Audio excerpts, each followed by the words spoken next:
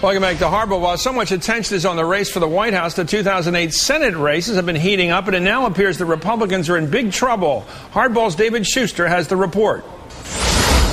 Senator, come to order. The Senate election map favors the Democrats in a big way. There are 2 Senate seats that will almost certainly go from Republican to Democratic, 5 more moving the Democrats' direction, 2 others that are now toss-ups, and 3 that the Democrats have an outside shot at. Some of the changes involve GOP vacancies. I thank the chairman. In Virginia, where Republican John Warner is retiring, former Democratic Governor Mark Warner, no relation, has a huge lead over former Republican Governor Jim Gilmore. Let me tell you that in New Mexico, where Republican Pete Domenici is leaving, Democratic Representative Tom Udall is 16 points ahead of Republican Steve Pearce. And in Colorado, where Republican Wayne Allard is retiring, another member of the Udall family, Mark Udall, is ahead of Republican Bob Schaefer. In some races, the incumbent Republican is simply in trouble.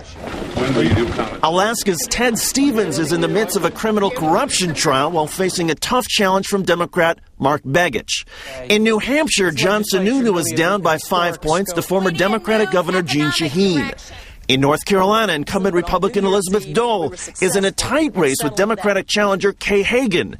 In Oregon, Republican Gordon Smith is facing a strong challenge from Democrat Jeff Merkley. And in Minnesota, Democratic challenger Al Franken, the former comedian and radio talk show host, is giving Republican incumbent Norm Coleman the race of his life. Last week, Coleman pulled his negative ads in an effort to improve his cratering image.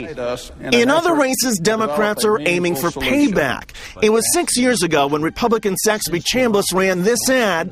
America faces terrorists and extremist dictators, featuring the images of Saddam Hussein and Osama bin Laden and questioning the patriotism of Democratic incumbent and Vietnam vet triple amputee Max Cleland. The record proves Max Cleland is just misleading. Now, Democrats are pouring resources into Georgia to help Democratic challenger Jim Martin defeat Chambliss.